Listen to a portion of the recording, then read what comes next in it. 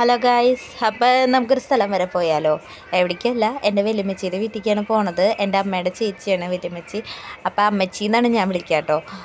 അവിടെ അമ്മച്ചീനെ കാണണം, വല്യപ്പച്ചനെ കാണണം, പിന്നെ അമ്മാമ്മേനെ കാണണം, കുറേ വർത്തമാനം പറഞ്ഞിരിക്കണം.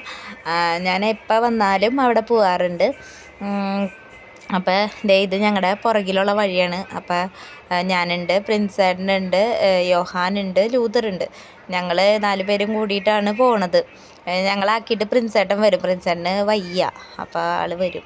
പിന്നെ ഞങ്ങൾ പോയിക്കൊണ്ടിരിക്കുകയാണ്. ഞങ്ങളുടെ അമ്പഴക്കാട് സൂപ്പർ സ്ഥലമാണ്. നിങ്ങൾ ഇതിലൂടെ പോകുമ്പോഴൊക്കെ കാണാൻ പറ്റും. നല്ല സൂപ്പർ സ്ഥലമാണ്. എന്താ പറയുക, ശാന്തതയുള്ളൊക്കെ ഒരു സ്ഥലം കേട്ടോ. ഞങ്ങൾ ആദ്യം പറമ്പ് ചാടിയിട്ടൊക്കെയാണ് പോവാറ്. പക്ഷേ ഇപ്പോൾ വീടുകളൊക്കെ കൂടുതലായി, പിന്നെ ഗേറ്റൊക്കെ വന്നു. എന്നിരുന്നാലും ഞങ്ങൾ അതിൽ പോവാറുണ്ട്. ഇപ്പം പ്രിൻസേട്ടനുള്ളത് കൊണ്ട് ചേട്ടൻ്റെ കൂടെ പോകും.